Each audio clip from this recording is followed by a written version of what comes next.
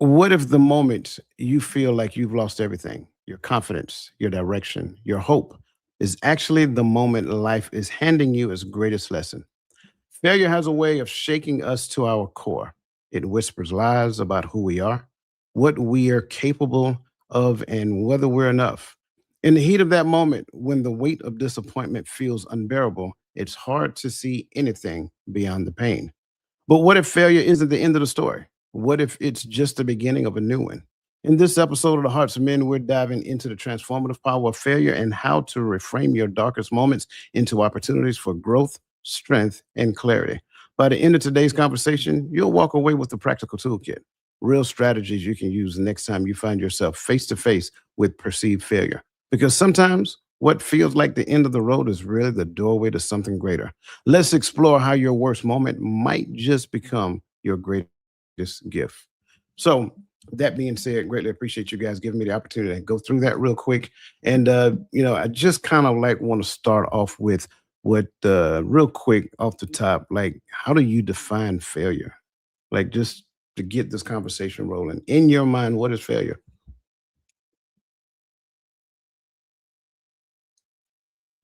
I'll let the baby go. I don't mind. Um, I would say failure to me is a weird one because everything that I do has a different marker, right? But I kind of look at it like if I if I get to the finish line and I don't reach the goal, for me that may be considered failure, but how I got to someone else that may not be failure. Um, but I don't look at failure as a totality of thing. I know some people say it's not failure if you keep trying. I don't look at failure like that. I look at failure, but I'm not gonna go because I'm gonna go. I might step too far into it. But if I get to the finish line and I haven't achieved the goal, to me that's a marker of failure for me. I look at failure as quitting and giving up. You know, if I if I'm able and I choose not to, then I see that as failure. I don't see if I wanted to win the fight. I tried my hardest. I did everything that I was supposed to do. Had a good boxing camp, whatever like that. I went into the fight and I just wasn't successful. I don't see that as failure. If I go through all the training and then I get in the ring and I get hit too hard and then I throw in the towel, maybe that's failure. Maybe not. All depend on how you look at it. But I gave up maybe when I could have went further. So I kind of look at failure as someone who quits or gives up, not necessarily um not achieving a certain goal. I think it can be if you give up and you quit on it. Yeah, I like that. I really like both your responses. I like what you're saying because what you said initially is that there's some information that is in this thing for me that I can acquire. It is trying to, and I'm paraphrasing, of course, it is trying to tell me something. Whether it is the goal was not a goal, whether my focus was in the wrong direction, or is it trying to teach me something about myself in the direction of the goal that I actually have? And Unc, I like where you went with it because it's not failure as long as I don't quit. So I take that information that I learned and I like learn from that information, apply it, and then go back and try it again. And that's just kind of like how I see it as well. Like I don't see my own definition of failure being different than what you guys said. Failure to me is kind of like it's kind of like the universe, the world, my goal itself, trying to give me some clues about me. Maybe the goal is wrong. Maybe the goal is not an accurate goal. Maybe I didn't do enough planning as it pertains to that goal. Maybe I didn't put enough work into myself so that I can actually action that goal to such a degree, action the steps in such a degree that it gets me to that goal. So it's a number of different things that I can grasp from it, but that's kind of like how I'm leaning in a direction of failure. I don't see it as being something that has to be absolute. But if you just elect not to do anything based upon what you're learning in that moment, then failure has the ability to be absolute for you.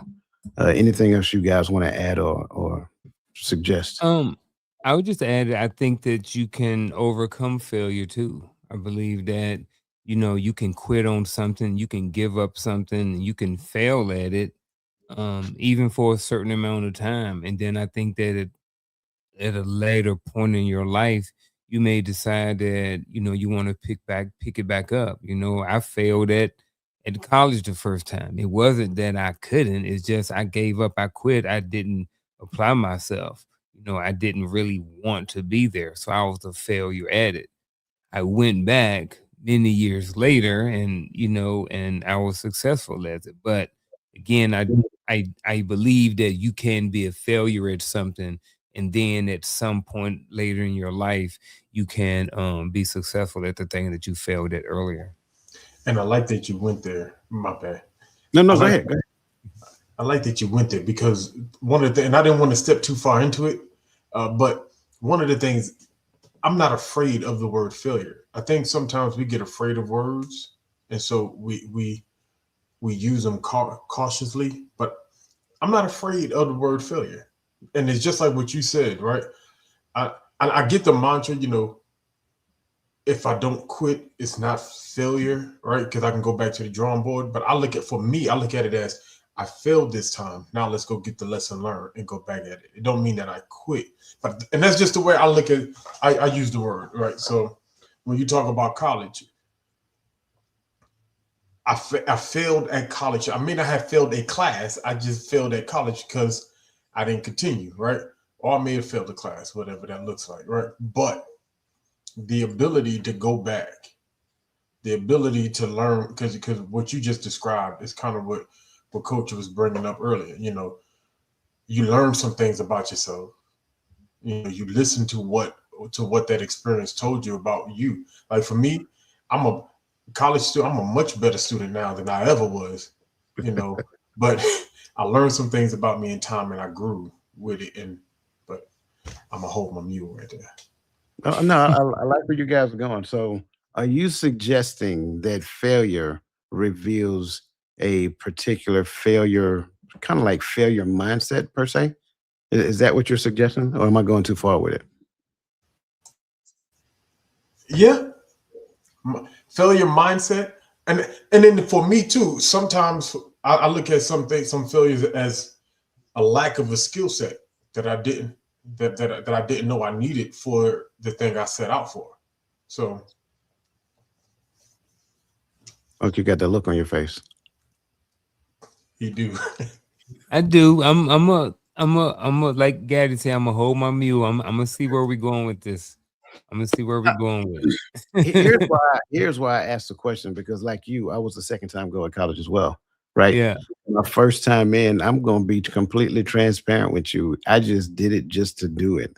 I did not have my mind fixed on anything. I didn't even have a follow-on plan after I graduated from college. I was just going to Hmm. college. So Yep.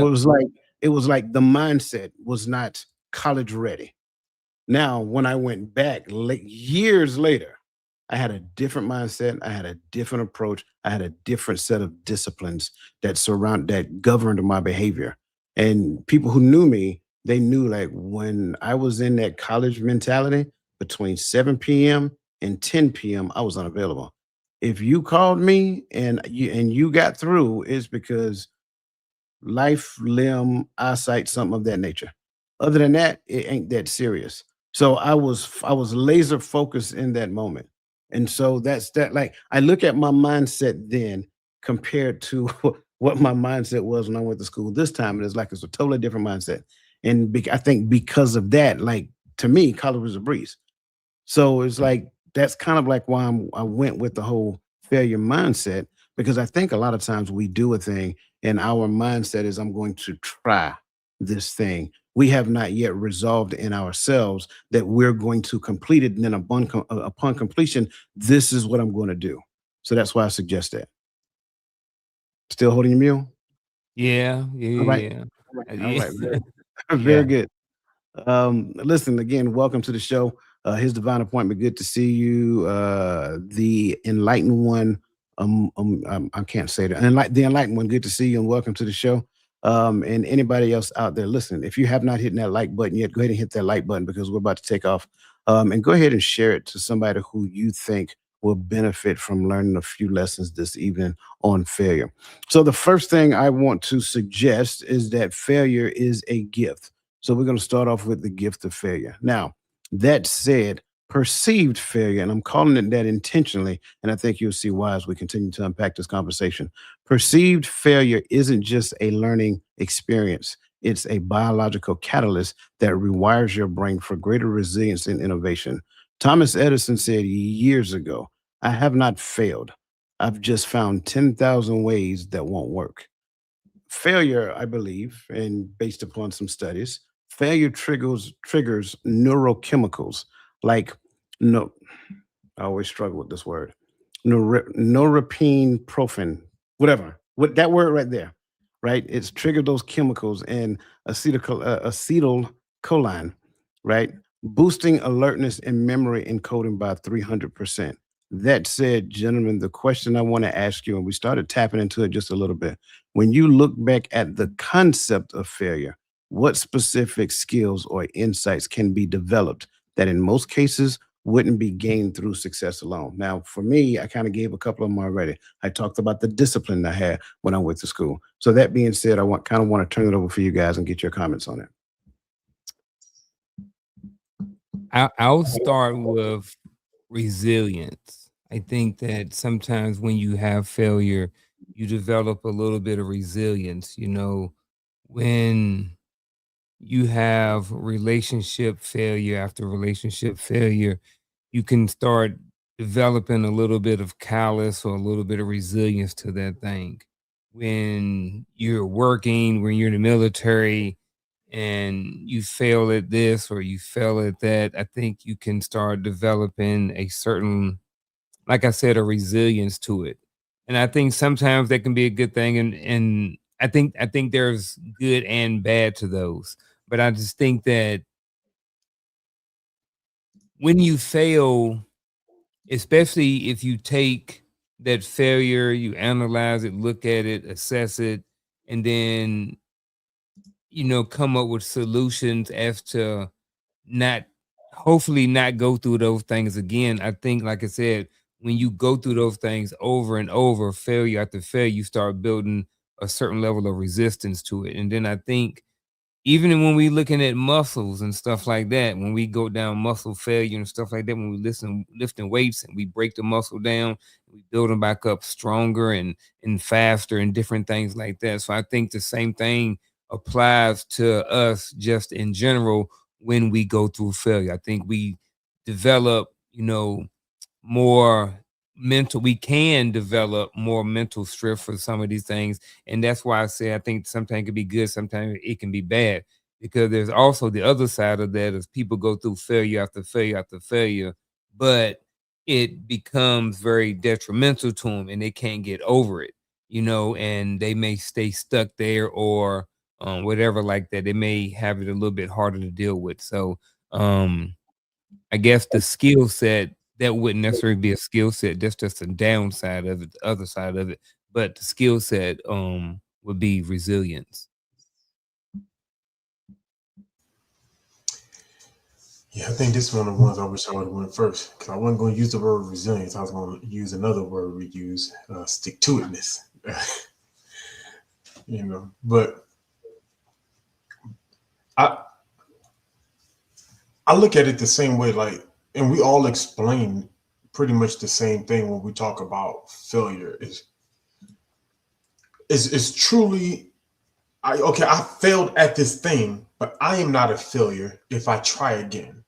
I'm not a failure if I push it. Or and sometimes the skill set is learning discernment. I've just because some things I failed at because maybe that's not where I'm supposed to push to right now, and I think that's a hard thing to know because I really want this thing, but maybe right thing wrong time, or maybe just wrong thing right thing wrong person. I don't know, but or sometimes the thing is go at it again, keep pushing, learn the new skill set. I think, and this, and the reason why I use stick to itness, because I think when we're dealing with us three up here, we're all of us are three different personnel. We got three different occupations, right? And we deal with people in three different ways. And so failure and our occupation set, right, looks different for us. But I think the thing is when I got into the workplace, every day was something new to learn. And I think that's the thing, when you're going after a goal, when you fail the first time, you learn something from from whatever that market is. And I think and that's what makes this specific question hard for me, to find the skill set, because everyone is after different goals, right? If I'm trying to get into, and that's why it's important. Someone put in the chat mentorship. That's why it's important. If I'm trying to get into social media, tap into that world, maybe I need to find somebody who's tapped into it and get some insight about it, or fail at it, learn, and go back at it again. Because I'm going to learn a different skill set in that field, in that realm of the social media world, every time I go back at it, every time I post another video, every time I try to seek more engagement, every time I put another ad, I'm going to learn something that I didn't know before. And so to me, I like the resiliency or stick to itness, right? I like that concept of failure, but I also like the idea of discernment in failure, learning when the failure came, because it's just not your time, or not your space.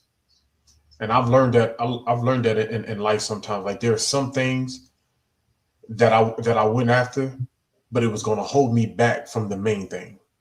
And so I had to learn to let it go. And I'm fighting to do this over here, but I'm sacrificing what the main thing was. And so the discernment comes in there too, at least for me. No, I like that. I like the discernment piece. I absolutely love the resiliency piece. I'm going to go a different route. I'm going to go with mental agility. I think, and Gaddy, you was tapping, you was plucking the guitar string right where I was at, and then you moved off of it, right? I think sometimes when we come up with a plan or a goal or whatever that looks like, we may have a great plan but terrible execution, or we may have great execution but just a terrible plan. And we got to learn how to pivot. And I think a lot of times we don't necessarily understand when to pivot. We're just going to keep beating our head against that brick wall, thinking that we're making that brick wall softer. And so having the mental agility to not be so fixed to your own ideas and hearing what somebody else is actually trying to help you with, and then have the ability to pivot based upon that. I love the notion that you mentioned mentorship, and I know you mentioned somebody in the comments section actually said that, and thank you guys for that. I like the notion of mentorship because that's one of the things that mentors are really good at doing. I was told a long time ago, if you really want to do something, like, find somebody and mirror, because we have these things called mirror neutrons, right? So find somebody and mirror what they're doing. It doesn't necessarily have to be the thing that they're doing. Maybe you just need to mirror their ability to cognitively process problems.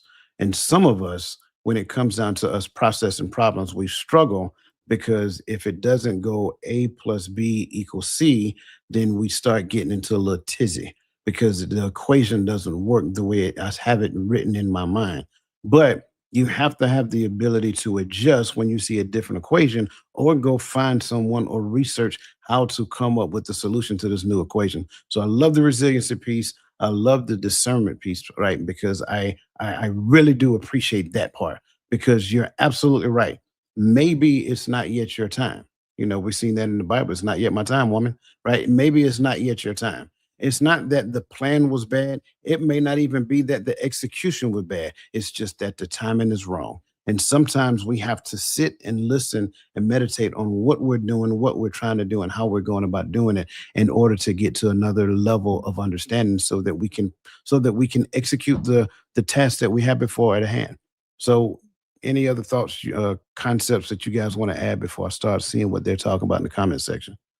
For some reason, I want to keep the word communication keeps coming up in my head as far as a skill that's gained. And I guess when I'm thinking about communication, I'm thinking about the relationships, all of the failed relationships that we've had over however many years, and how many of those have come because of communication, whether that be somebody talking about somebody behind their back, whether it be somebody being disrespectful to the other person.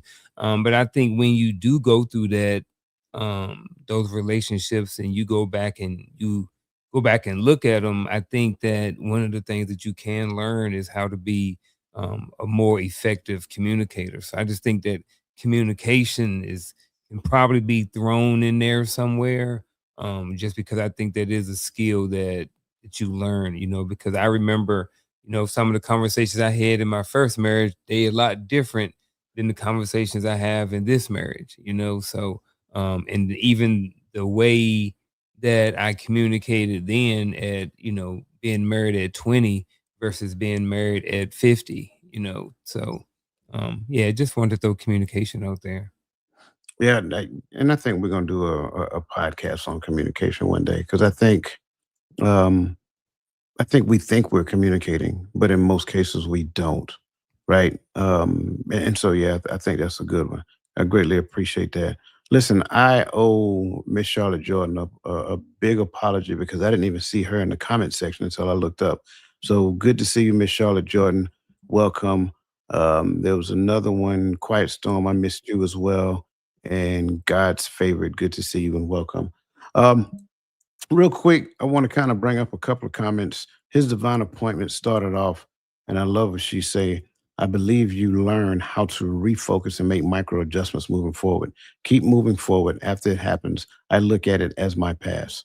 And I greatly appreciate that because I think the refocus and micro adjustment, maybe I was focused on something that I shouldn't have been focused on.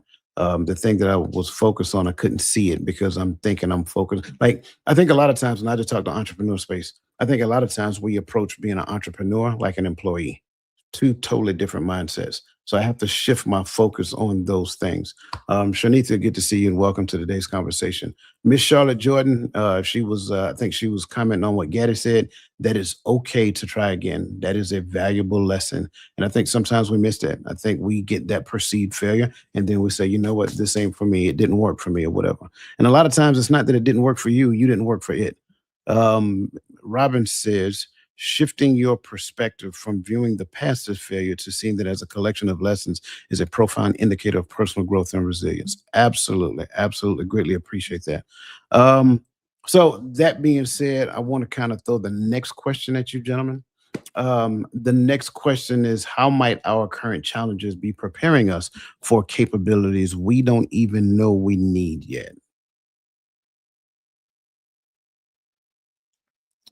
um I look at it like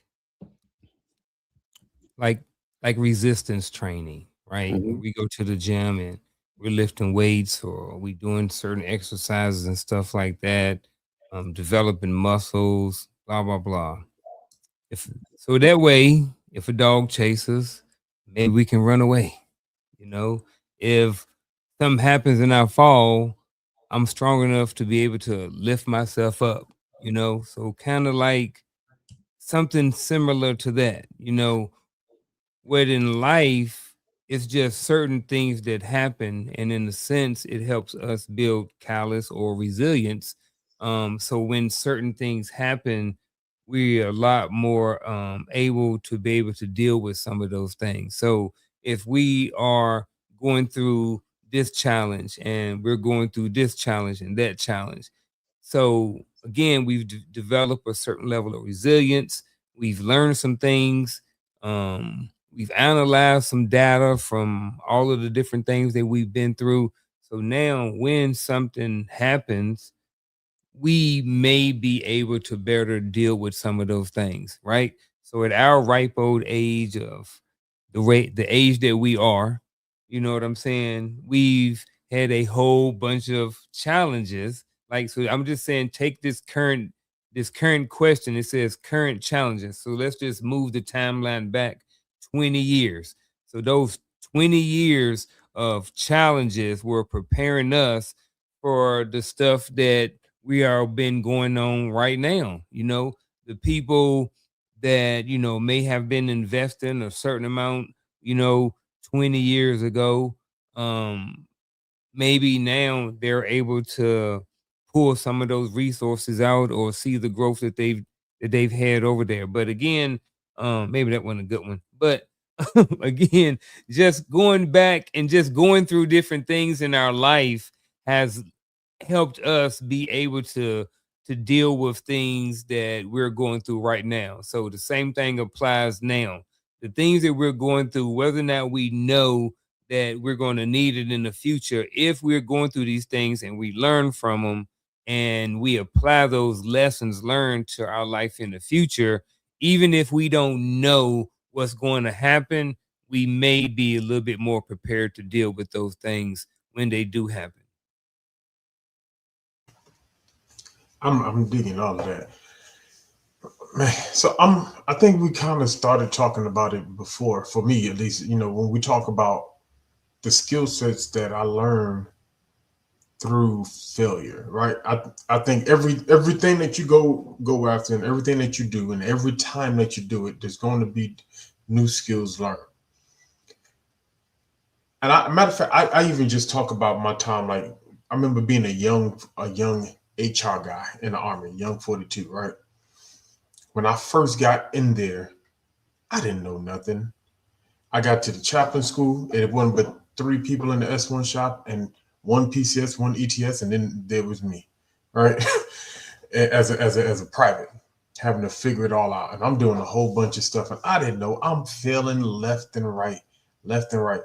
And one of the battles in the barracks, and Fort Jackson got single soldier barracks. We all live in the same barracks, right? And another 42 came up to me, and she was like, the only thing I could tell you is keep track of everything that you do, right? Keep examples of everything that you're failing at, everything that just keep it. I'm like, but I messed it up, so got rid of it and started over. She said, keep it. And one of the things that I learned is that the more I failed, the more I learned. But I didn't know how much I was learning. I just saw I was overwhelmed. I was young private, just getting hit every which way. I had to learn how to do USR. I had to learn how to do man. I had to learn how to do awards, leave forms, all these forms I'm learning. And my first sergeant wanted to send me to Soldier of the Month boards just because I was 1 out of 2 junior enlisted. I was like, oh, here we go. It was just weight being thrown on me. And I know that that's not a failure, but to me, I felt like I was failing, like I wasn't succeeding at being a soldier. Then I PCS to Fort Hood. Whole new different beast. Because now we got a whole shop full of soldiers. And everybody's focused on one thing. And the one thing that I did not realize that I was prepared for was to become a leader in the S1 shop. I wasn't preparing to do that. I was just going somewhere to be another soldier, right? I was a specialist, young specialist. I get here, and while everybody else only knows the sections that they've been working, I've been forced to learn, because it was almost as if I kept failing and learning a new skill every time I failed at something. And when I didn't know something, I had to learn how to go find somebody to help me walk me through it. I had to figure out, and there were people there that was helping me along the way. But all these new skill sets, it benefited me in the long run, because it got to the point to where, as a young soldier, they asked me, what sections do you know? Where can I put you? Or where can I cross train you at? And I looked at them, I said, well, what other sections are there? Because I don't really know. I just know the S1 shop. It was just all work to me. They say, but what do you know awards and promotions?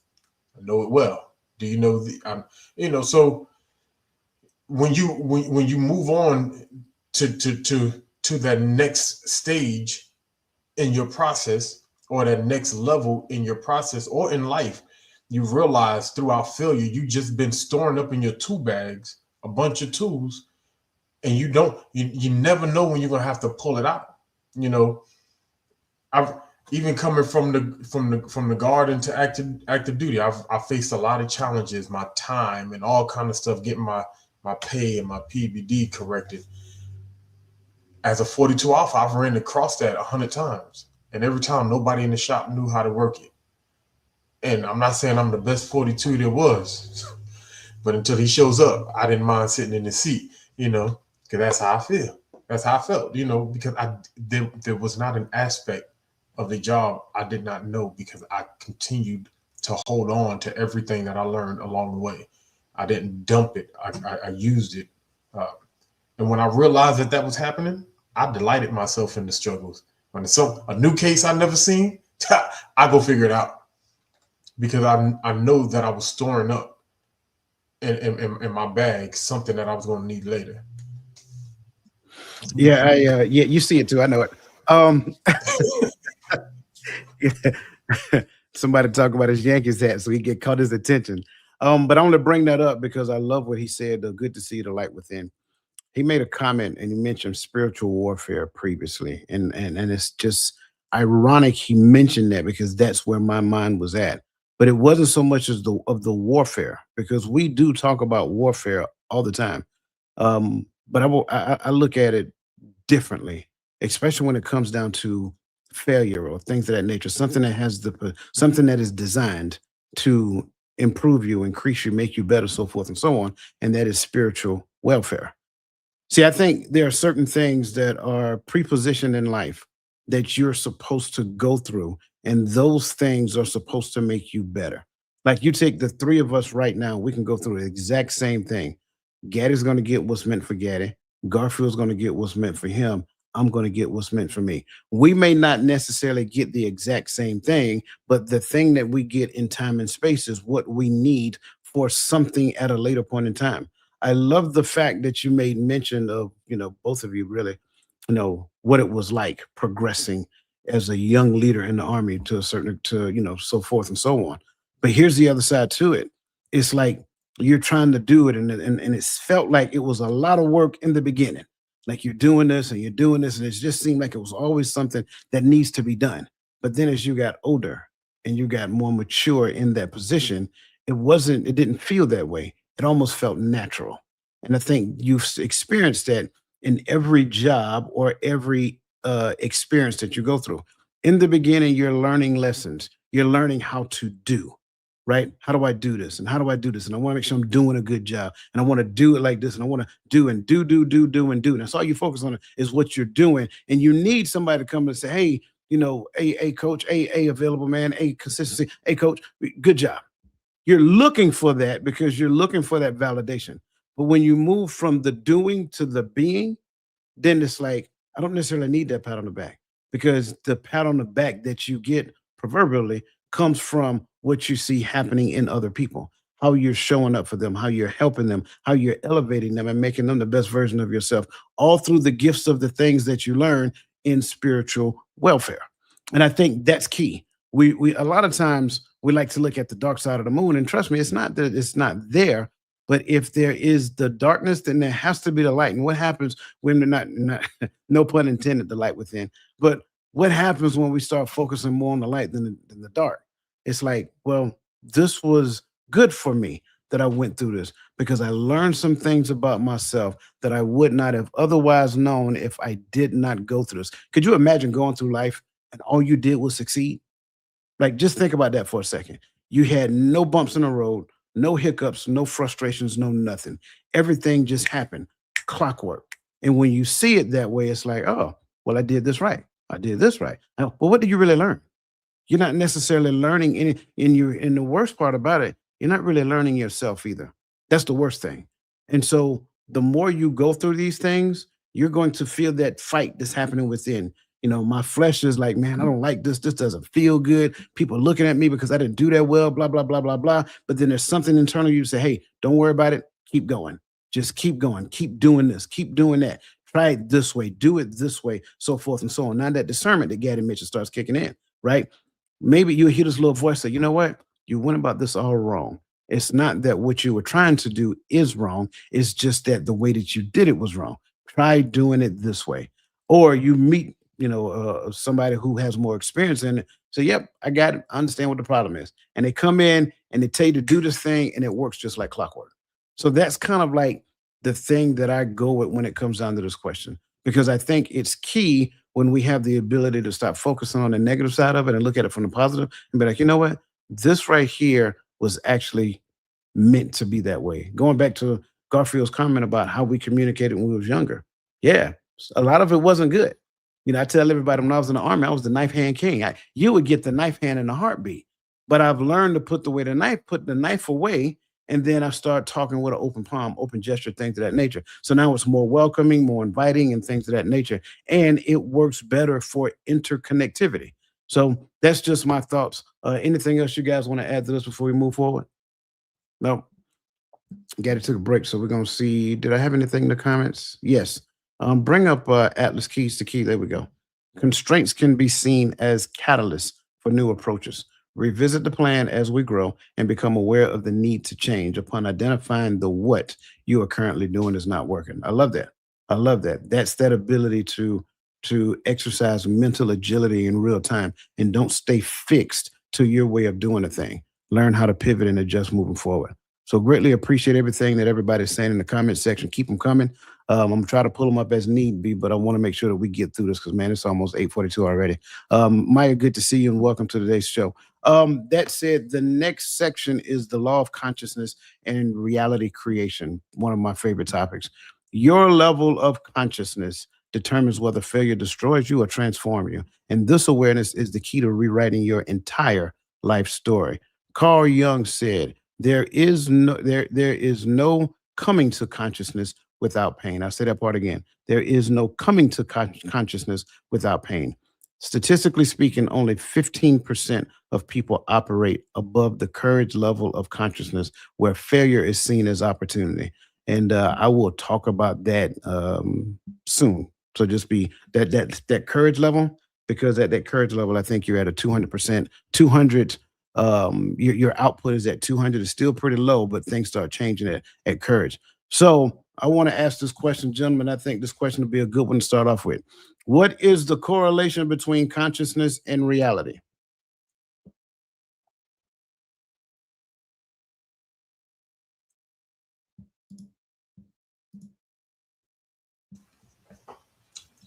Man,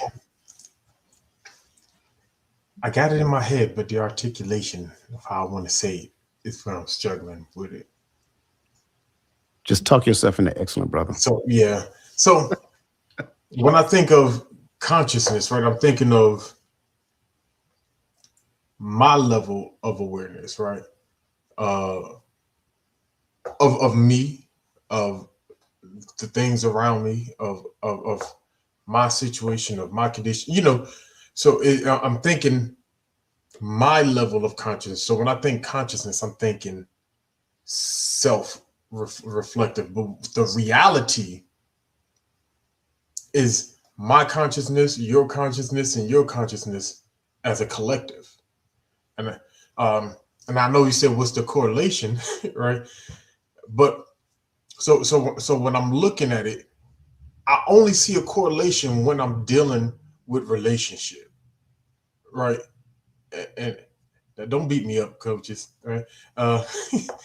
But when I'm dealing with relationship, because the only way that I can translate my level of consciousness into true reality is either with understanding or hearing where you guys are at in the same space of in your level of awareness, or your level of your awareness or your consciousness in this same space.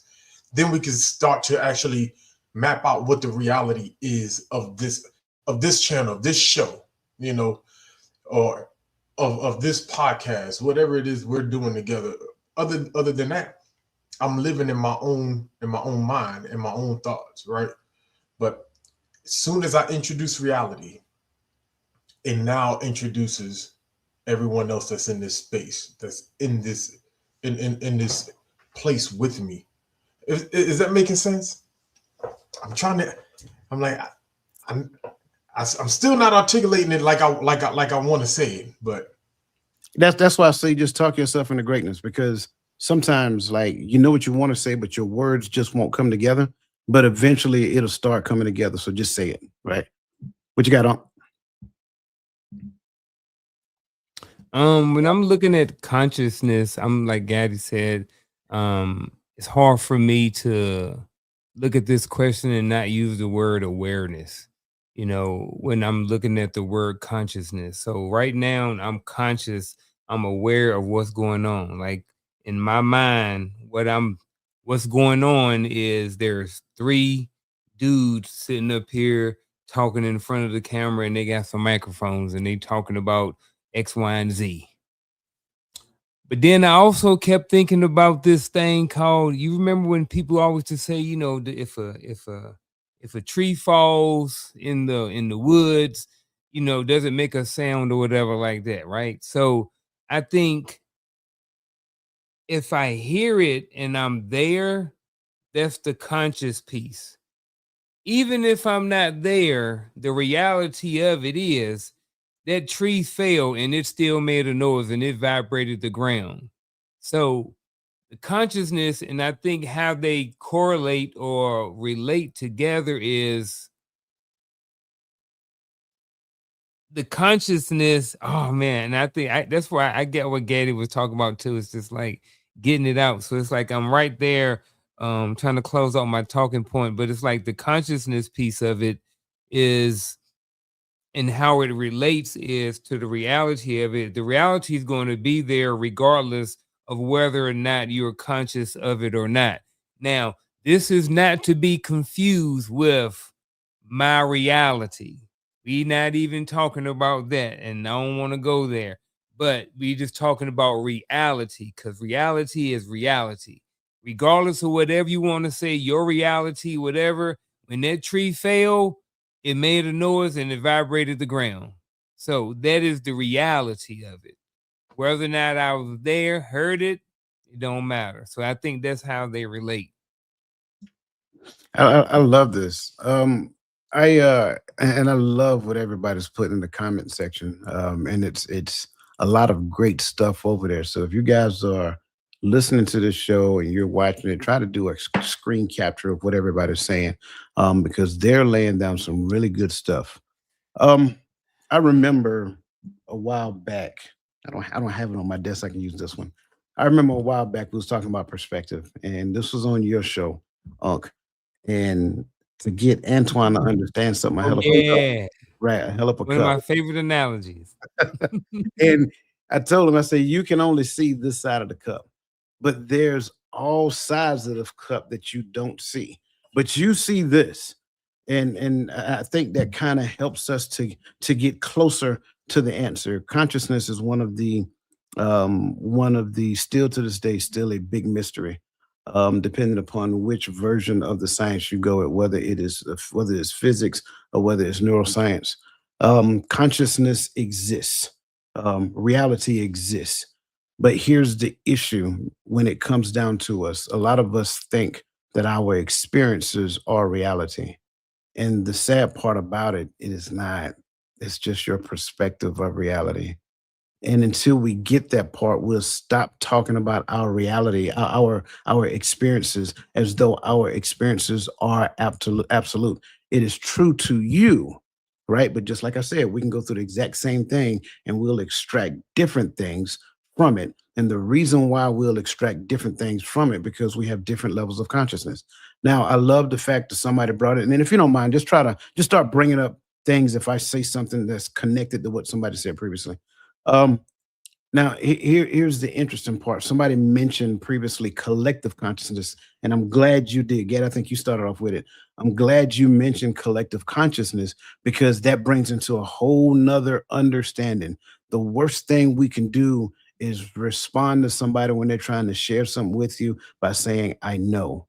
You know only what you know. And if that's your response, do not be surprised when people stop sharing with you what they actually know simply because your response is always, I know, I know, I know, I know. Okay, well, cool. You know everything. There's no need for me to continue to share anything with you.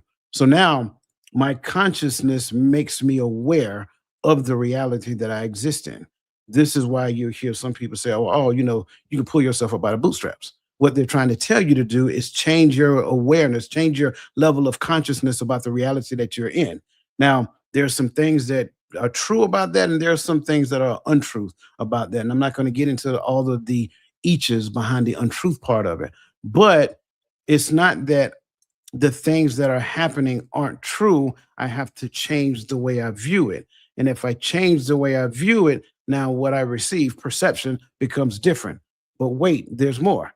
I can change it. And instead of waiting to receive it, I can now look for it.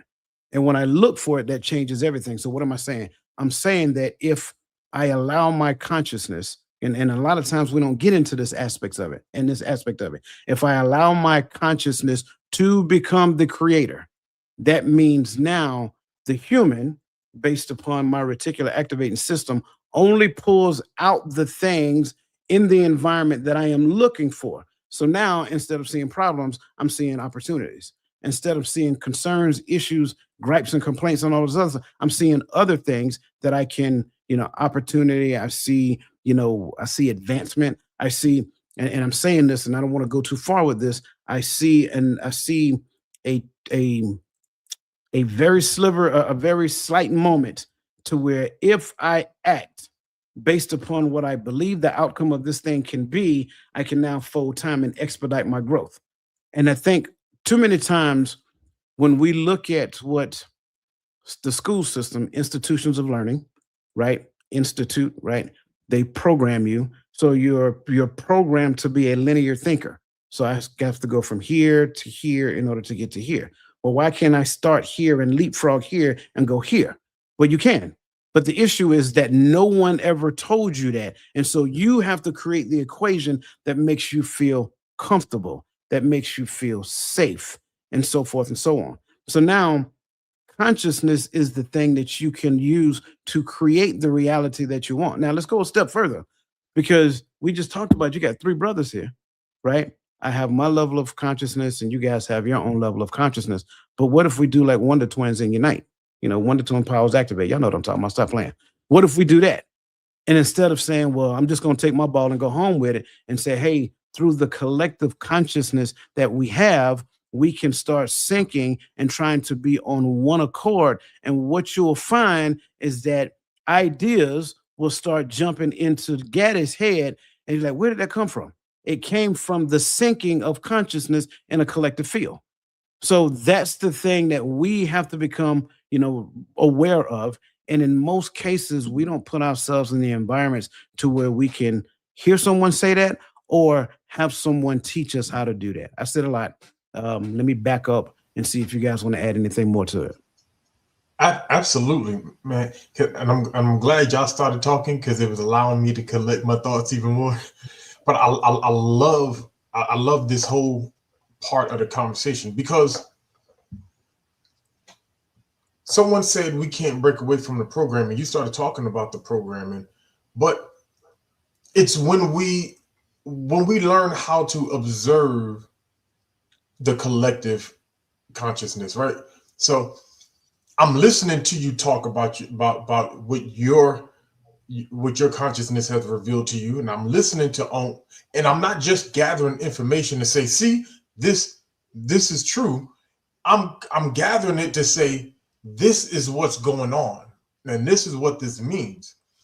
What does it mean that Unc did the thing and saw a rabbit in the forest? Coach did the thing and ran into some deer. I did the thing and I ran into a horse. Like maybe we might be in the wild where there's animals at, right? That's what that means. So now but what does that tell me? It doesn't just tell me that there's rabbits, deer, and horses out here. That tells me that we have to be mindful of our surrounding because we're not in our normal habitat. Right. And I think some people just collect the information, just say, hey, there's rabbit, deers, and horses.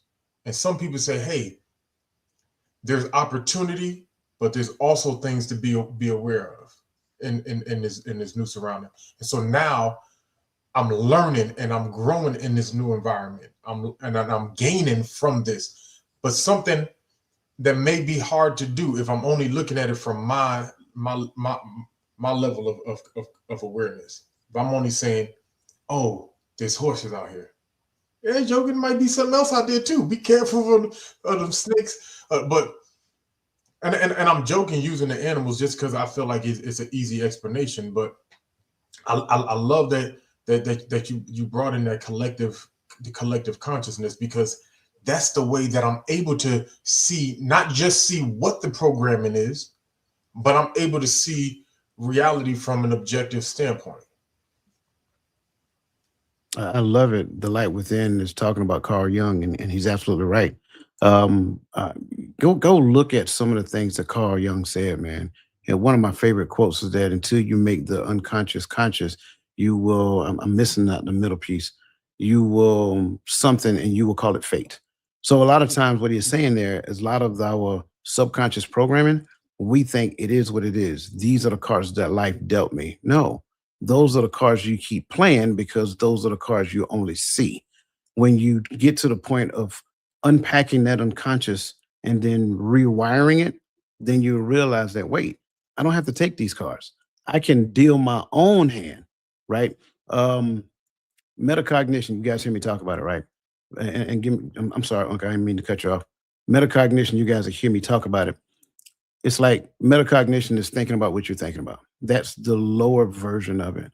But the higher version, and I say this, and people be like, "Ooh," the higher version of it is when you have the ability to step back. Have you ever stood behind somebody and looked over their shoulders? Well, you can literally do that with yourself. Like you can step back and in the midst of thinking about what you're thinking about, you can observe your behavior as well. And now it's almost like, and in the army we used to call it AAR. Now, once you think about what you're thinking about, not only do you have the ability to go back and say, okay, I had this thought, it produced this behavior. What was I thinking about when I did this behavior? Right. So, exactly. You're tapping into your higher self. Right. And so, what was I thinking about when I produced this behavior? What could I have thought about to produce a better behavior? Like, what was available that I did not see in that particular moment? So, I just wanted to add that piece. I'm sorry. Go ahead. Oh no, you good, man. I just kind of wanted to tiptoe back to the 15% piece. Um, I don't want to harp on the fact that it's 15%, but it's just when you're looking at it and you're thinking about communicating with people, um, and why so many people are stuck in a certain place in their life. You know what I mean? We look at social media, we look out at, some of our family, some of our friends, just people we may know of run across in life. And you see a lot of people, you know what I mean? I mean, when it says that only 15% of people operate above the courage level of consciousness, where failure is seen as an opportunity. Like that's that's a very small percentage when we think about, how many people are in the world. Yes, that's a lot of people, but still, and this make me think about just interacting with people and why so many people are just stuck um in certain failures that, you know, they've been through in their life, whether it was something from their childhood, something they're going through now, a relationship failure, whatever like that. It just seems like, a lot of people, especially like in our line of work, when you with coaching and stuff like that, you see people who are stuck on failure stuff, all the time. So um I was just kind of shocked to see that it was, 15% of people. It's not they don't say a lot, Yeah. but do Eh, it. So I want to make sense of it, and I'll show it to you guys because hearing the 15% really doesn't work well. So let me show this to you real quick. So that 15%, see what a courage is, right? Where it says reason and integrity, courage. Mhm. Remember I said we're at most people operate at that 200, that's the cut line. So the Mhm. 15% is at 200 and above. Most people operate at pride and below. So Mm. that's the thing that he is talking about. I So, think you just made it worse. well, I mean, I didn't mean to make it worse, but it's awareness, right? Yeah, yeah, yeah, that word. we need to be aware of where we spend the preponderance of our life because we get angry, we get mad over situations we can't change. We look at who's in office right now, we find ourselves going back and forth with conversations about things that we cannot change. Stop focusing on that stuff and talk about the stuff that you can change within, right? Change the way you look at things. Like when you change Wayne, my cousin Wayne Dyer, he's not my cousin, yeah, I'm joking when I say that. But he said it, when you change the way you look at things, the things you look at change. That's not just from the perspective of, oh, this is just a cell phone. The only thing I can do is make calls. No, there's 150 more different things I can do on this. Well, move outside of that, right? And think about what you can do with your life because the same amount of energy that you put in learning the ins and out of your phone, you can put that same amount of energy in learning the ins and out of you and get to the point where you don't necessarily realize how much more. Thank you for that. Absolutely right. Um, how much more better of a life that you can create for yourself. And that's it. When you hear people talking about creating the life that you want to live, that's what we're talking about. So didn't mean to make it worse. Any other things you want to add, Gaddy? Just awareness, like you said, Yeah, just yeah. like anger, like a lot of people. And it comes from again pre-programming. Mhm.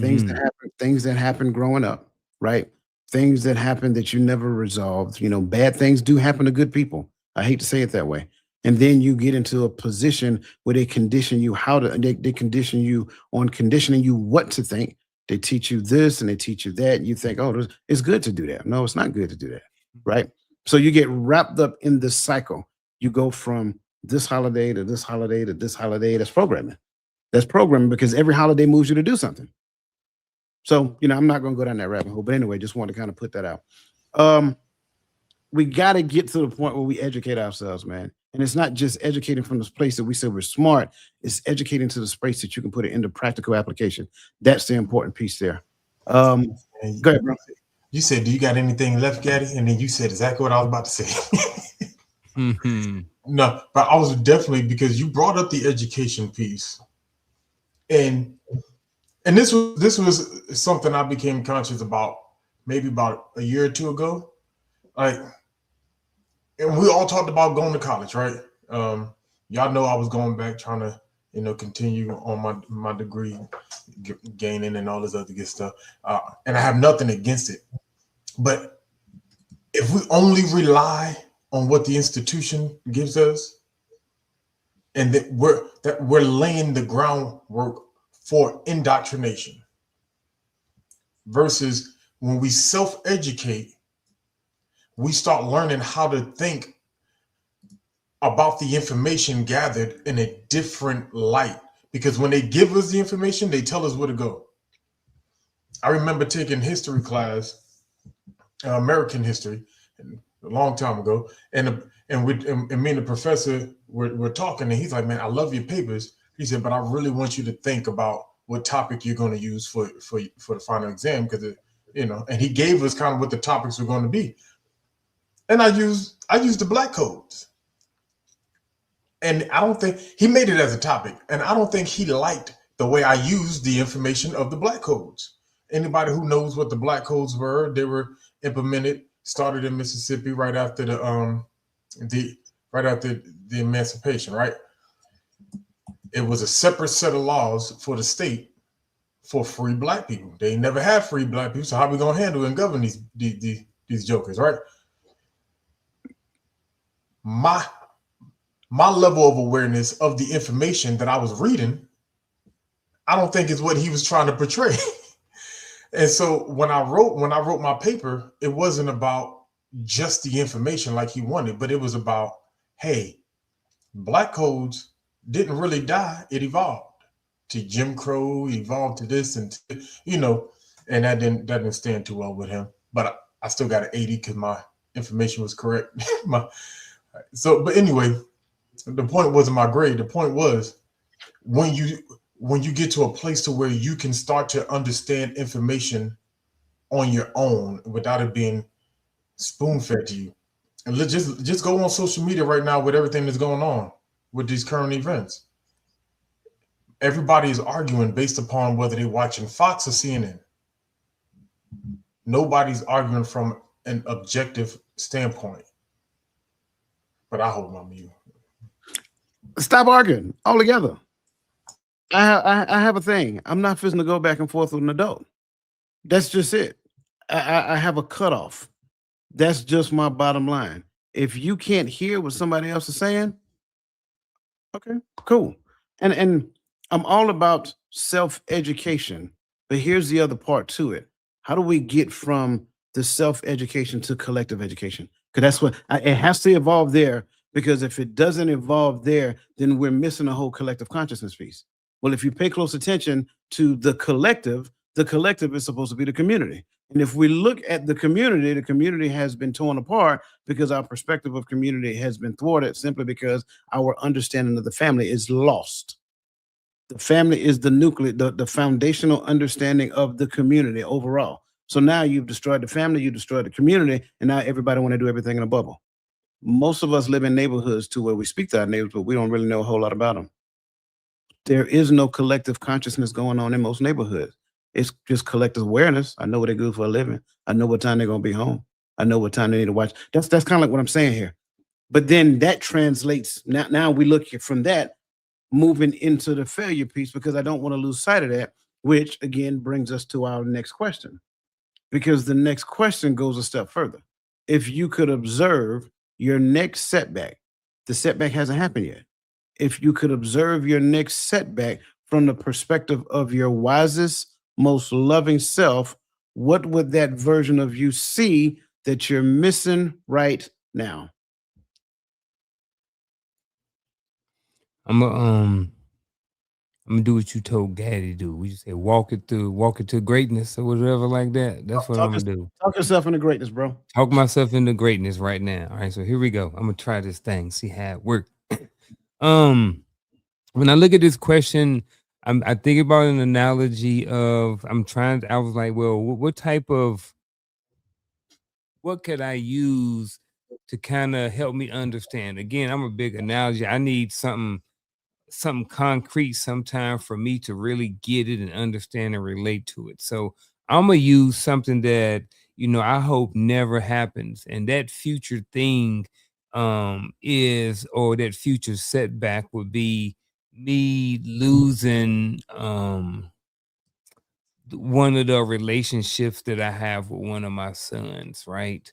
So if I'm taking this example, that setback would be, maybe I said something and I got in this business too much like that. And, or, I did for whatever reason, we had a setback in our relationship. And that son of mine wanted more distance between he and I, right? So that would be a major setback for me. So if I'm looking at that most loving, for my wisest, most loving self, what would that version you see that you're missing right now would probably be um, communication, working on building the relationship.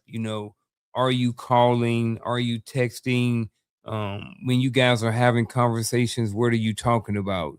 Or is it just about the car and about rapping and and about work? Is it any substance to the conversation?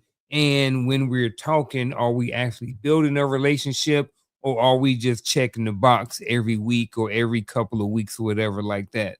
So I guess for me, I would look at it, what I would be missing right now would be that ability to build and not necessarily build, but strengthen that relationship.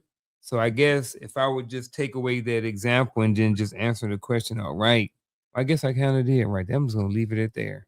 I'm gonna leave it right there before I say too much. So that's what I got.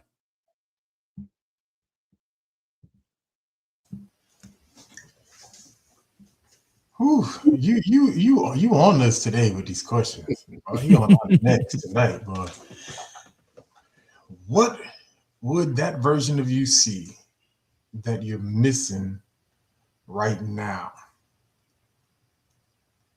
I might be missing a lot right now. Um, and I'm not walking it. Unc walked it, but I'm thinking because I often look at, and it's just me. I often look at the direction I'm going, and I try to think in my mind, how am I going to handle these possible setbacks if they happen? And then it's always funny because the setback that shows up is nothing have to do with what I was thinking. But but often I always try to ask myself,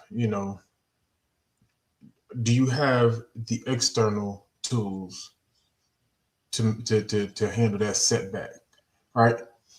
And it's always based, and I think right there is when I start talking about what I'm actually missing, is because I always start thinking in my own head that if I handle the external tools to deal with the possible setbacks, then my internal self will be able to deal with it better. But then I started realizing that that mindset was the mindset of a man that was seeking comfort instead of proper adjustment, because I believe setbacks come to cause an adjustment. That's why discomfort sets in when these setbacks come, because discomfort causes you to change position. I think too often we try to learn how to stay in this place, but stay in that old position. Well,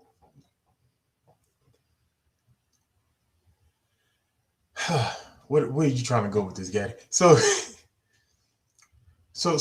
what am I missing? I'm missing that ability, or that desire, because I think somebody said one time, like, greatness is achieved by the people who are slight, and I'm just using their word. They say who are slightly crazy, right? Because they it's almost as if they love the uncomfortable.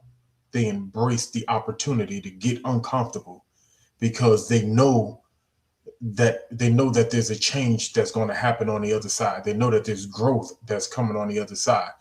And so for me, I have to start asking myself. I think my wiser self will tell me to embrace the uncomfortable. Stop thinking about how the external can make you more comfortable internally, right? Because I'll say in my head, if I lose my house, my mindset is, how can I be comfortable? Well, I'm but the mindset is, well, what's going to change? What are you going to adjust? How are you going to grow? What is that setback telling you? How did we get here? And what are we going to do to ensure that this doesn't happen in the future again? Here's why I love this question, because everybody's thinking. To me, I think that's the best part of this question, right? And this kind of takes me back to something I said a while ago. I believe that, and man, this is when you start looking at different aspects of different studies, they have different perspectives of what it looks like. And I think in the continuum of time, there is a future version of yourself that is actually trying to teach you lessons that the current version of yourself need to listen to. But a lot of times, what we end up doing is we learn the lessons from the past version of ourselves. Well, the past version of myself is trying to teach me lessons, and I'm experienced, just gradual growth, slow incline.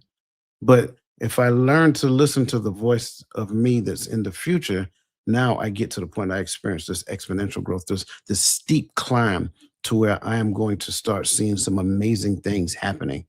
Well, that requires me to think into the future and imagine what it looks like me being there. And then at that point, look back and start considering the lessons that I have to implement now. Some of those lessons that I need to change my disciplines. I need to change some of the things that I'm doing day to day.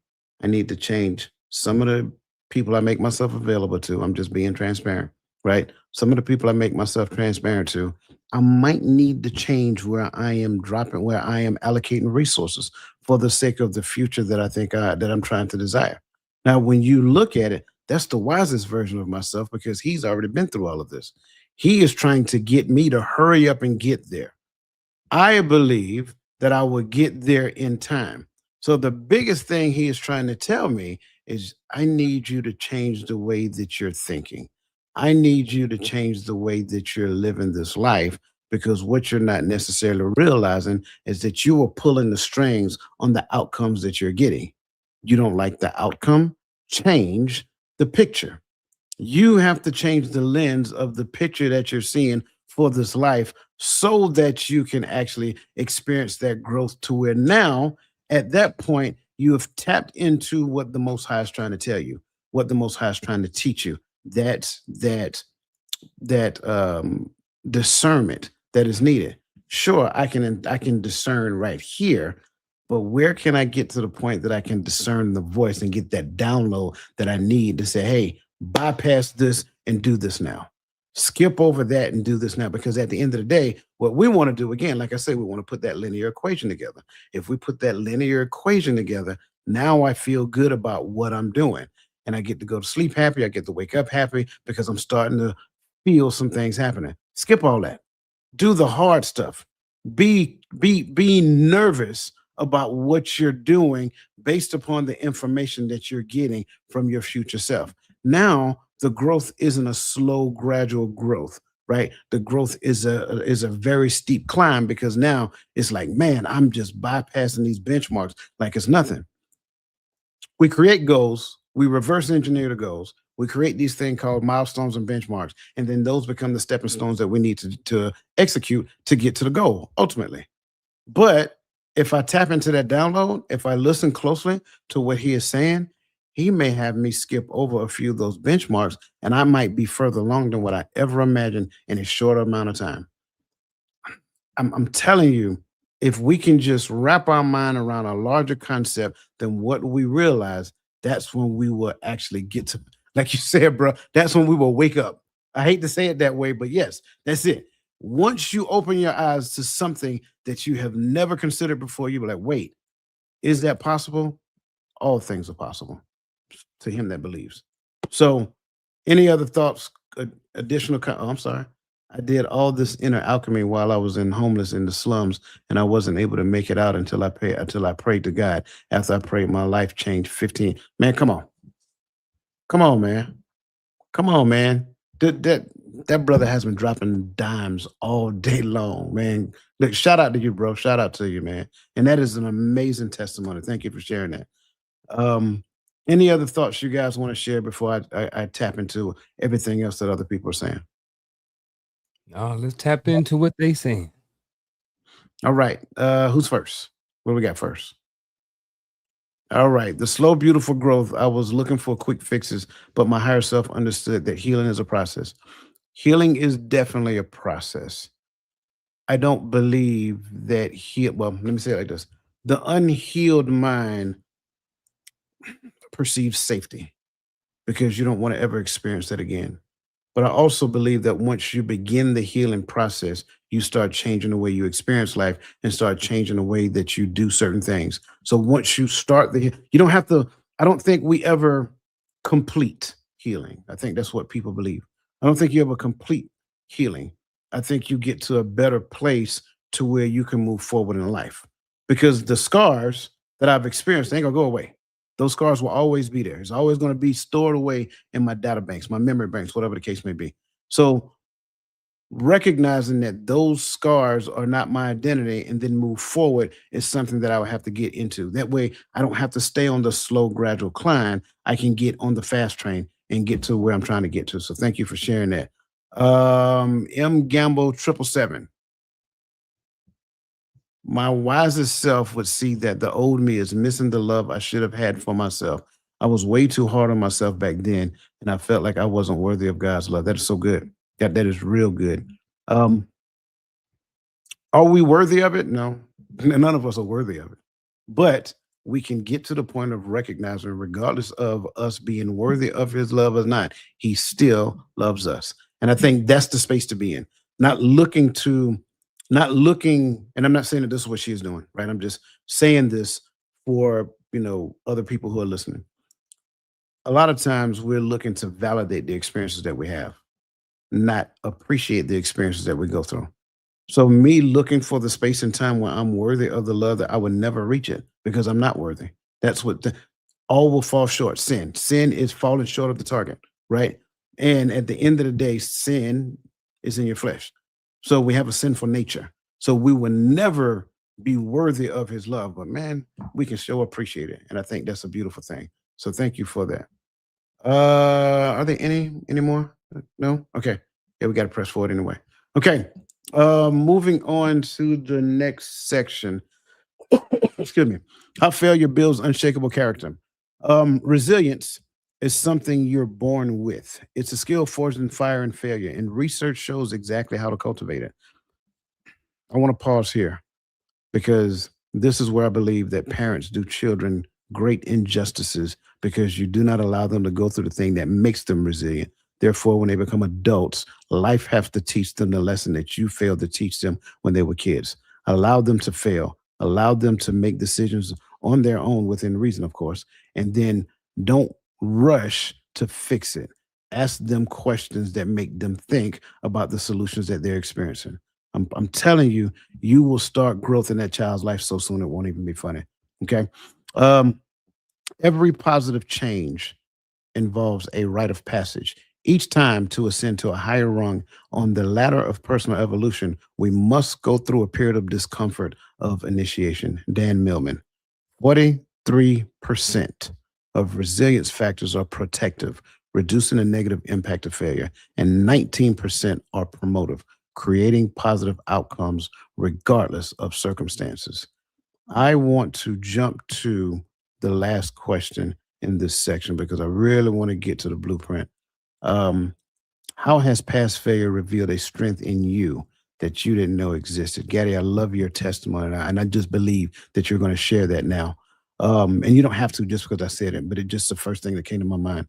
And what does this tell you about your untapped potential? The second part is the part that we do not do mostly. So, gentlemen, the floor is yours. I'll start. One of my I'll talk about my first marriage. I'll talk about that as being I'll use that as an example of failure in this situation. I learned so much from that 19-year relationship. You know what I mean? Once I was out of it and went back and, have some therapy, talked to some people, did a bunch of all the, did a lot of the brain work, you know. And I learned, some of the things that I said earlier. I learned how to be a better communicator with, my current spouse. I learned resiliency. I learned that this was just a season or a time in my life because what people may or may not know that, that's the first and only time that I was thinking about pulling the plug, after I came home from work and my wife at the time and my 2 sons were gone. I thought that, I went through a few months period to where I thought that, it wasn't no use in being here anymore. So I definitely learned resilience, and that's one of the reasons why I kept bringing it up today because, that's one of the biggest things that got developed in my life was resilience. And another one of those things was certain things I can't control, regardless of, you know, how close you may be to someone, I have no control over anybody else's thoughts or whatever it is that they do. I can only control me at the end of the day. I learned those lessons after the marriage. I didn't learn those lessons while I was married. I was too busy trying to change her instead of focusing on me. You know what I'm saying? So um the question was how has can you pull it up real quick? Oh, how has past failure revealed a strength in you that you didn't know exist? And what does this tell you about your untapped potential? It lets me know about my untapped potential is that, I can go through a lot of stuff. I am a lot more resilient and I'm a lot more stronger than I thought I was. And each time something like that happens, I become stronger and stronger in whatever that area is. So definitely that untapped potential was, learning more about myself, understanding that, I can't control anybody else, being a better communicator, and, all of those other lessons that was learned in my marriage. So that's where, that's where I'm gonna sit down at.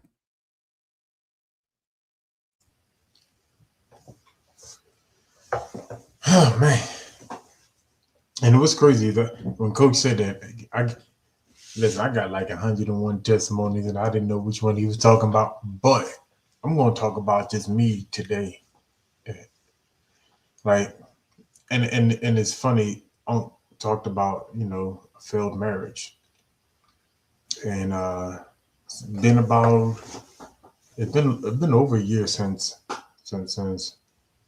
my wife left and took the kids with her. One of the hardest things sometimes is when I actually get a chance to talk to the kids. I was talking to my son today. He was trying to add each other on. I saw he got a PlayStation. I wasn't allowed to buy him a PlayStation. We were together, but not gonna talk about that.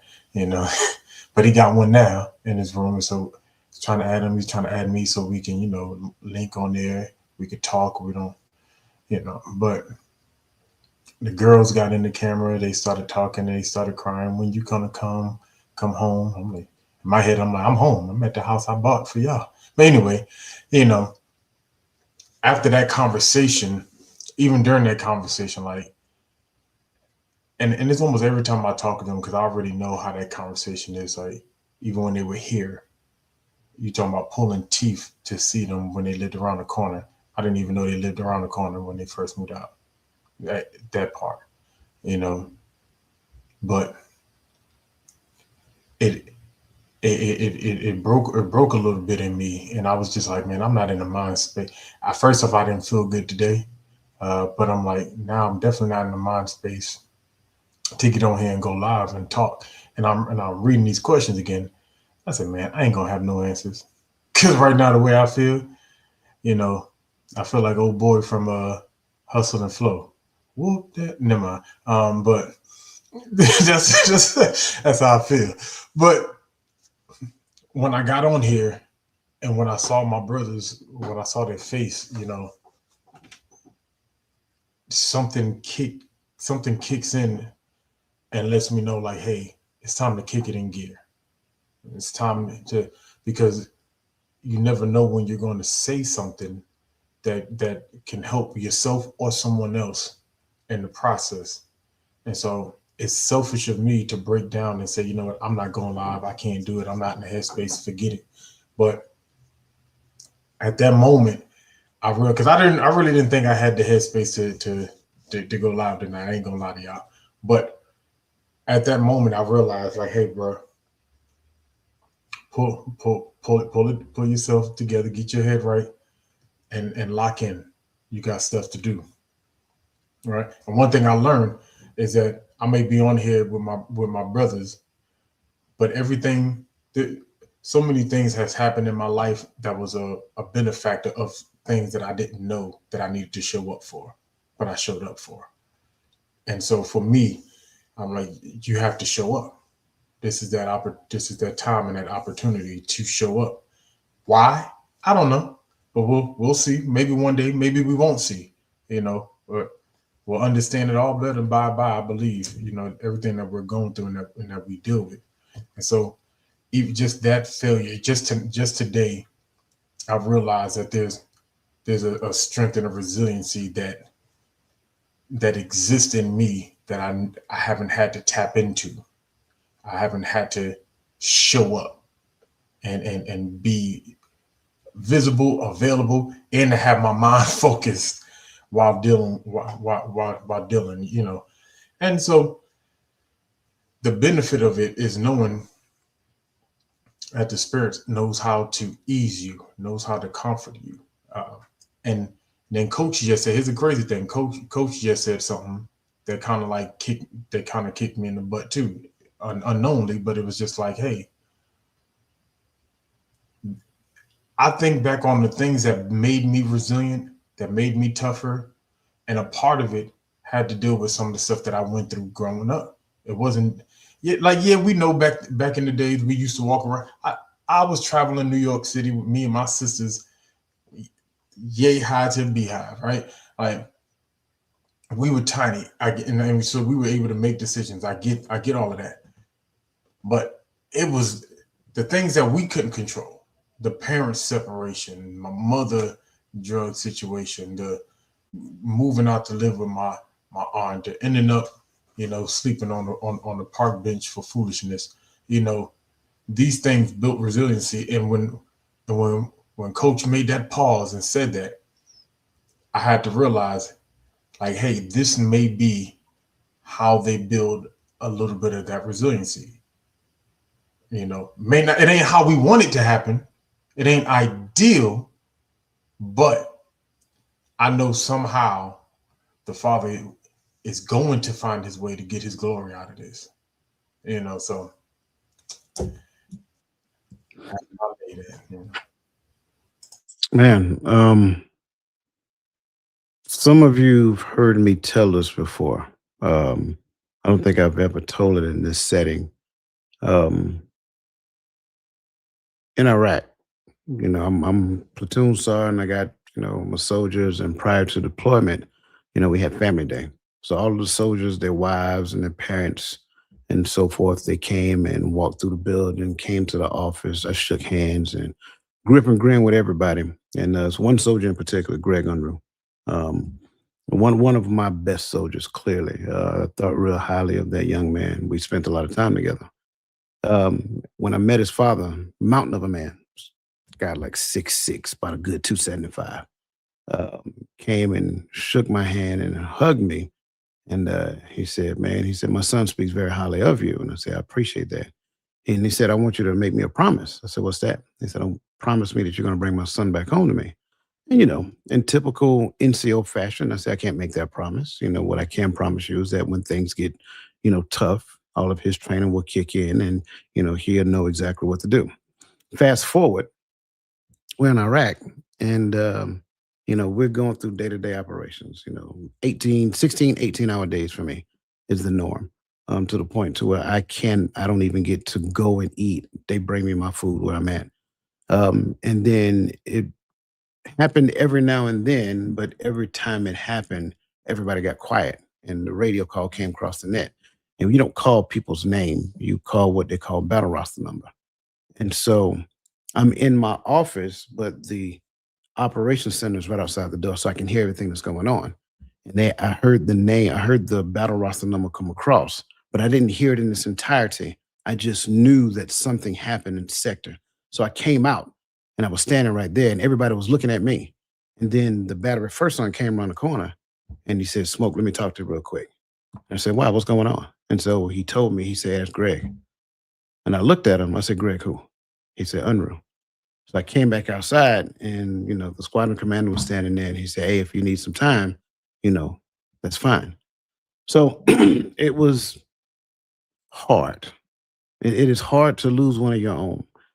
What's even harder is when you have to stand before the entire squadron and be one of the people standing at the podium, giving, talking, speaking words during this memorial. What's even harder is when your platoon get into platoon formation and march up to that podium and salute you. What's even harder is when you come back knowing what took place, frustrated, angry at the world, don't want to talk to anybody about it, and the family want to have a dinner, and they invite they invite everybody there. I got to laugh or something, crying. They invite everybody there, and I wasn't gonna go. I promise you, I wasn't gonna go. My ex-wife said, "You got to go." So I went, and as soon as I walked in, all of Cheddar stood up and started clapping. And as soon as I turned the corner, his dad standing right there. And he reached out and hugged me and said, my son wanted to be just like you. That is a very hard thing to hear coming from a man that lost his son. And there was nothing you can do to save him, right? Um, it's hard, it's difficult. But when I look back over that, that memory is always going to be with me. He's going to always be with me, even though his, you know, physically not here, he's going to always be with me. That's a part of my life that is part of that scar that I was just talking about. It's not going to go away. I don't care how hard I pray about it. I don't care. It's not going to go away. It's a thing in my life that I experienced. Just like Gad is sleeping on the park bench, just like the sister said that she seen a bad storm and lived through it and then dedicated her life to God. Just like, Unc went through a failed marriage. Everybody has their own thing, right? But the thing is that we have to research it so that we can understand how that thing make me better. And I'm a better person because I knew that young man. That's the first place I'll start because every day he'll come up to my office and he would talk. We would sit down and talk, and I'm mentoring him to be a better person. And he was talking to me about his family life, his wife, then wanted to start having kids and things of that nature. Once we got back from deployment, I told him, I said, I want you to put in an OCS packet, Officer Candidate School, because I think you'll be better suited to be an officer. Not that you're not a good NCO. I said, but the Army need leaders like you. It's all of these different things. And so when I look at stuff like that, it's like, man, I'm a better person because I knew that young man. Not that he deserved anything that happened to him, but it's the fact that I do believe that the Most High have certain people cross your path and they stay in your path for a time in the season. And I'm not saying that his season ended because he met me. That's not what I'm suggesting. But what I am suggesting is that my life got better because I met him. So that's kind of like how I look at this. And what I submit to everybody who hears this, everybody has a story. Everybody has a testimony. Don't take the story and keep it as the story. Because if you just keep telling the story, then you're going to keep dragging that luggage around with you. But what you're going to have to do is tell that story and then see how the Most High blessed you in that story. And then always point it back to Him because now that story becomes a testimony. And so that's kind of like my thoughts. Thank you guys. I mean, just for sharing what you shared on the panel. Some of it's not easy. It's not easy to share it. It's not easy to talk about it. You know what I'm saying? But here's the deal. I can have a better conversation now. Because if you guys were with me, I think it was probably about a year and a half ago when I told that story, I was bawling, still in tears, because there was still some pockets that I haven't peeled back yet. Right. But I'm better at telling that story now. And every time you tell that story and you point it to the Most High, you get better at telling that story to where He is the only one that gets the glory. And that's what it's all about. And so that's the thing I share with you. That's the thing I submit to you because whatever you went through is positioning you for the future that you're supposed to live. So that said, listen, I know we're a little over, but I do not want to leave you without the final thoughts because that's when we're going to give you something that you can take with you. So that being said, this takes us to our bittersweet moment, our final thoughts.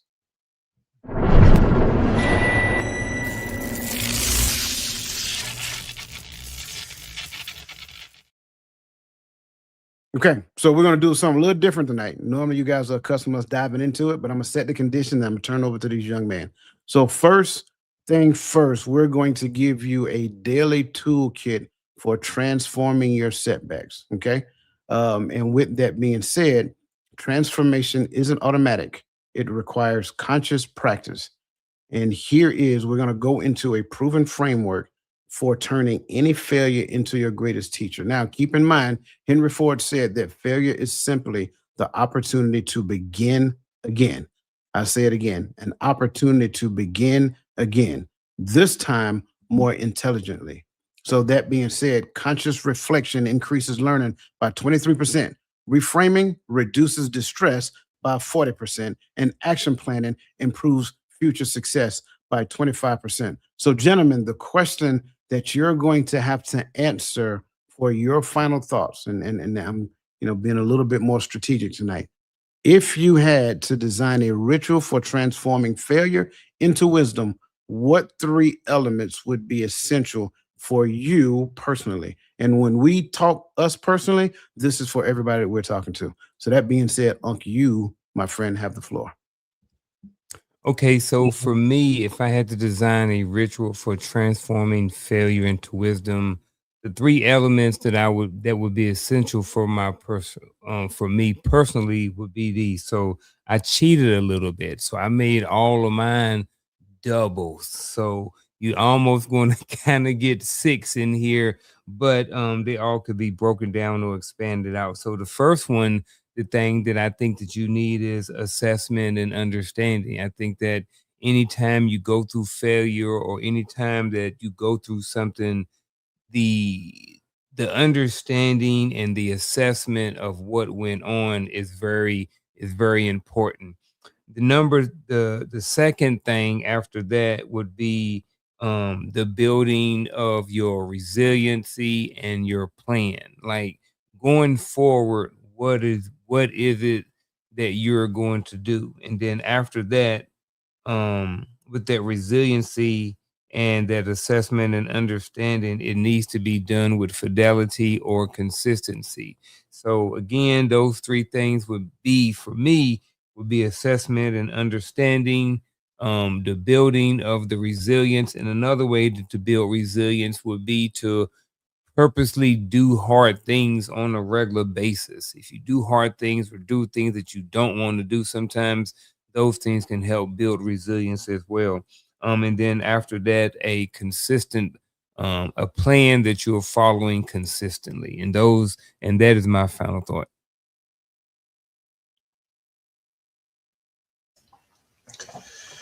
Whew. I'll tell you, coach is working this today, but I appreciate you, coach, because you made me put a lot in my tool bag tonight. And I hope that it helps someone else as well. So my 3 steps, it kind of starts just like I'm kind of started with, right? But I'm going to use it as gaining clarity, right? Some of the things I put was articulating what happened, kind of like we do with our AER. Someone put in the chat, right? What actually happened? What was supposed to happen? What actually happened, right? Then the next part for me is what was my role in the failure, right? If I had to design a ritual for transforming failure into wisdom, the first part is understanding the role I played. That means I got to cancel out the whole it happened because, oh, if she would have showed up on time, or if he wouldn't had done this, or that one had happened. What role did I play? And don't drop none of it on no one else. What did I do? How did I? Yes, that happened, but how did I handle it? And did that lead or did that contribute to the fact that I failed? And acknowledging how all of that kind of played its part, right? Even how that played on me. Because here's the thing: I don't think that I have been ready in my life, I say, to realize is that the emotions that come along in the process of failure, also how you handle those emotions play a part in whether or not you fail or succeed, right? And so that's clarity. Then the next part is I call it I'm gonna call it my extraction, right? Now that I've looked at everything, I looked at what happened, what didn't happen, what was supposed to happen, what did I do to contribute to it, and how was how did my emotions move around in this aspect. The next part I'm worrying about is, we talked about this all night. What are the lessons learned from that? Why did this happen? All right, I did this. So I did this. This took place after I implemented this. Right. So what are the lessons learned? What is the research that I can do to better understand even the lessons learned? Right. Yes, I understand that if I stick this metal fork into that outlet, something's going to get to shaking. But why? Right? Why? So now I understand I can't put anything in there because there's electric currency going through that outlet. So the same thing in this process. What are the things that I put in that I've done that caused this fire to happen? If I do this again, can I do something similar, or do I need to X that out? Right? I need to analyze that, and then after I've done all of that, none of that matters if I don't take the lessons learned and transform it into actions applied. And I think that's when the wisdom actually kicks in. Um, so I'm gonna stick with I'm gonna stick with action applied. I have to create a plan. I have to look at the old plan, look at my analysis of the plan in action, and now I have to look at how I'm going to retackle this thing and actually start putting it into action. Because as long as it sits here in my mind, it's just a thought. It ain't wisdom. But the moment I begin to action it out, now change is coming, and now the process of success continues. Man, I am loving all of these so far. Mine's it's going to sound almost similar, to be honest with you. First, I believe it's important for me to sit, meditate, do some deep reflection, and I have to be, I mean, just totally honest with myself. I think sometimes we kind of sugarcoat it and we try to make it sound not as bad as it really is, but I have to be completely honest with where I am in all of this. Like what actually happened, like you heard some other people say, what part of it, like there's some things that's outside of my span of control, but what is it that's within side of my span of control? I do not want to leave the emotions out of this equation because the emotions matter. They matter to me. They matter for me. What emotions am I feeling and why am I feeling those emotions? And then the important part of all of it is I have to unpack the belief that got me to the space and executing what I'm executing. A lot of times in our belief, we have some underlying assumptions that contribute to the actions and behaviors that we do in real time. So when I unpack that, that kind of gets me to the point of realizing why the outcome became what it was. Again, that's just number one. That's reflecting with, like, I mean, just radical honesty. Next, I have to get learn to reframe that narrative. This is all about changing the way that we see things, right? Once I get to the point of reframing, now I can start seeing an opportunity that I did not see before. I get to find the value in the lesson. A lot of times we don't take the time to identify the value that exists in the lessons that we have gone through. We may just understand how we feel and go forward with that and leave it right there. And then last but not least, I have to change the way I talk. I have to learn to shift my language.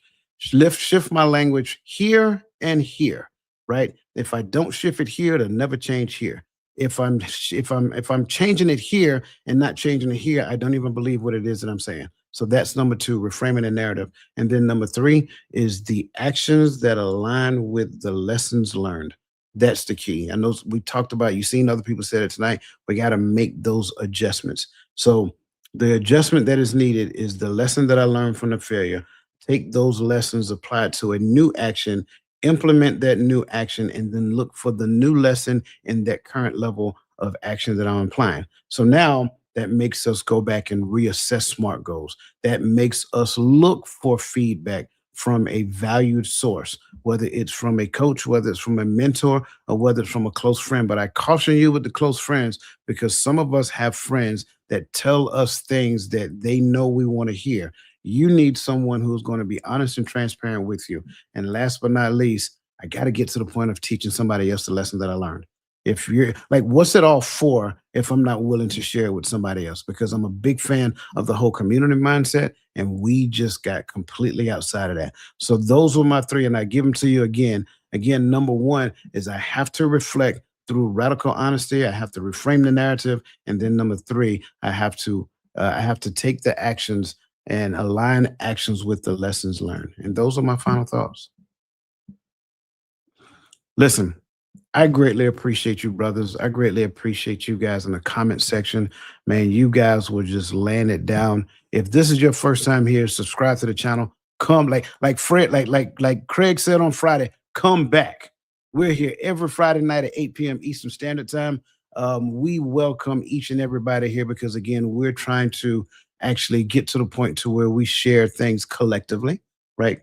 Collectively, so that we all can be better. I think we're in a time and space to where that is a necessity. And if we're missing that mark, then we're going to put ourselves on an island by ourselves and we're going to miss the boat. Gentlemen, do you have any final words that you want to say before we call it a night? I don't have anything other than, man, I thought it was an excellent show. But that's the only thing I got to add too.